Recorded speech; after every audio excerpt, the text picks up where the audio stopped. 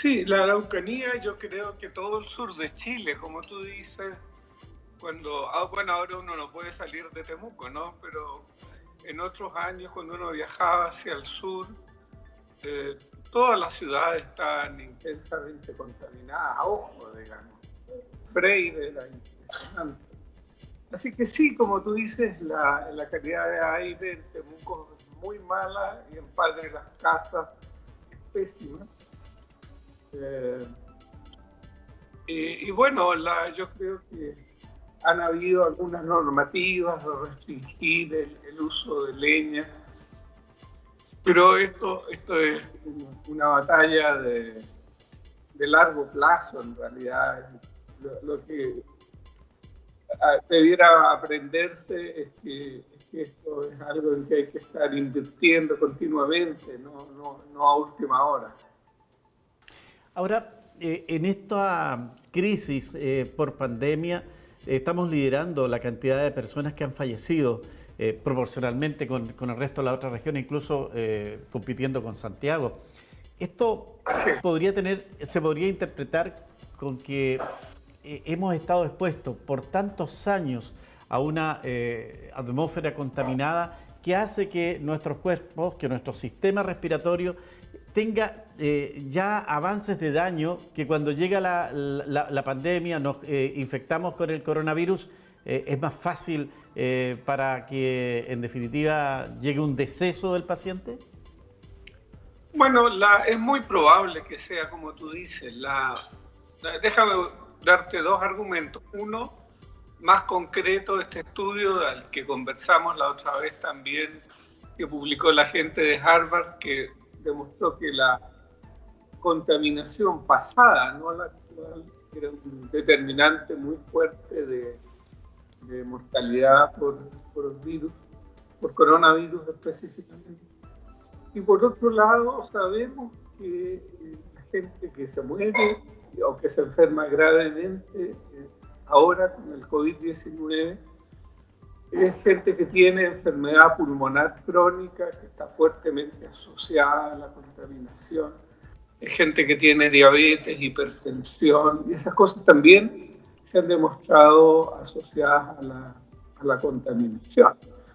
Entonces no es el único factor, por supuesto, pero claramente influye. En ese aspecto, me imagino que si le agregamos un factor, por ejemplo, de las personas que tienen un alto grado de tabaquismo, por ejemplo, más se agrava su condición corporal para enfrentar virus como el COVID-19. No, absolutamente, porque el tabaquismo se asocia a enfermedades respiratorias agudas y crónicas, se asocia a enfermedad cardíaca, insuficiencia cardíaca, que son condiciones que empeoran el pronóstico del sujeto que se infecta. Así que no hay duda que, claro, la contaminación, el hábito de fumar y otros factores están influyendo en que las personas tengan enfermedades más graves, ¿no? Efectivamente, ¿cuál es la experiencia que se tiene en otros países, doctor, frente a esta misma realidad? Porque entiendo que la condición que enfrenta el sur de Chile, como usted lo dice en general, en particular la Araucanía, también se repite en algunos países donde la presencia del coronavirus también ha hecho estragos dentro de la salud humana. Bueno, te puedo contar de dos estudios. Uno, el estudio italiano, que mostró una relación muy clara entre los periodos de emergencia, y la emergencia en Italia se da a niveles mucho más bajos que los nuestros, ¿no? Me refiero de PM2.5, PM10. Una muy clara relación entre el número de episodios de emergencia y el número de casos de infección, no de mortalidad, sino de infección. Y hay otro estudio que lo hicieron usando imágenes satelitales del mundo, en realidad se concentraron en Europa porque en ese momento la epidemia estaba centrada en Europa.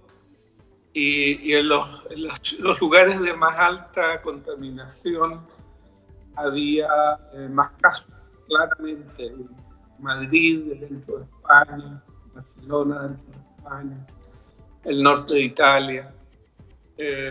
Ahora, claro, no, por supuesto, la contaminación también se da en las ciudades más grandes, donde hay más población, más hacinamiento.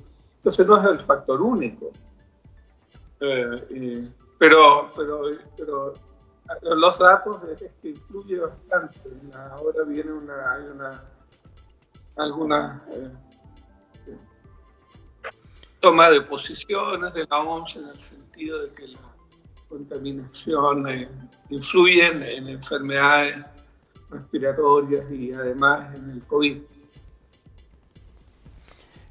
Doctor, la verdad es que tenemos algunos problemas con su conexión, en el audio sobre todo, pero me queda una última consulta y que me parece interesante conocer su opinión y que está apuntada a este estrato de la sociedad, particularmente adultos mayores, que están con el tema de hipertensión, diabetes y otras complicaciones, y que se ha considerado como los sectores más vulnerables frente al coronavirus. ¿Hay alguna explicación básica que nos permita entender por qué son ellos y no otros que pudieran tener, por ejemplo, una persona, no sé, con una arritmia o otra situación? Pero se ha centrado en estas patologías la mayor preocupación. Sí. Bueno, en el caso de la diabetes es más fácil explicarlo porque se sabe que los pacientes con diabetes tienen un mayor riesgo de infección y se defienden peor de las infecciones. Una infección en la diabetes produce descompensación, niveles más altos de azúcar. Los niveles más altos de azúcar favorecen que la infección se propague, ¿no?, en el individuo. En el caso de la hipertensión es más discutible, hay que dividirlo, digamos. Uno es la persona, a ver, antes que eso, la hipertensión está asociada a la edad. Tú sabes que sobre 65 años, 3 de cada 4 personas son hipertensos.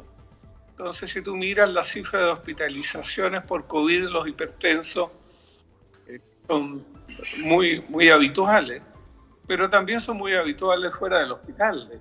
Así que eso es lo primero que hay que tener presente. Segundo, la hipertensión se asocia a un grupo de enfermedades en que el COVID es particularmente peligroso. La gente que tiene insuficiencia cardíaca, la gente que está postrada como consecuencia de un accidente vascular cerebral, la gente que ha tenido infartos cardíacos. Y ese grupo claramente es de más riesgo. Si uno tiene una hipertensión como único factor de riesgo, la tiene bien controlada y joven, probablemente no tiene mayor riesgo que el promedio de la población. Perfecto, es tremendamente interesante esto de aclararlo, porque evidentemente en esto todos comienzan a mirar para el lado. No, tú tienes diabetes o tú tienes esto otro, estás más susceptible a contraer el virus, y por lo tanto es claro que si estas personas tienen los niveles controlados, de acuerdo, y además mantienen el control con los especialistas, no deberían tener mayor riesgo que el resto de toda la población, doctor. Sí, es muy importante que no abandonen el tratamiento. Uno puede controlarse la presión en su casa y si no tiene un aparato de presión, puede o adquirirlo o conseguir que alguien le preste uno con las debidas precauciones de aislamiento. Y si la presión está descontrolada, consultar. Yo he tenido muchas consultas por esto de cifras ocasionales de presión alta. Yo creo que influye mucho la angustia y el temor, el aislamiento. Pero si se toma durante varios días, se ve que son como momentos solamente y no requieren cambio de tratamiento. Ahora, si la presión empieza a estar permanentemente elevada, bueno, sí, hay que ajustar el tratamiento, hay que comunicarse con su doctor o con su consultorio. En este momento hay bastante telemedicina, así que pueden tener consejos en ese sentido. Muy bien. Doctor Fernando Lanas, le agradezco la gentileza de estar con nosotros nuevamente. Gracias por sus interesantes aclaraciones en materia de medicina y que son propias de estos días que la gente de una u otra manera, y a lo mejor en la parte buena, nos estamos preocupando más por la salud. Muchas gracias, Eso doctor. sí. Ok, Que adiós. esté muy bien. Adiós.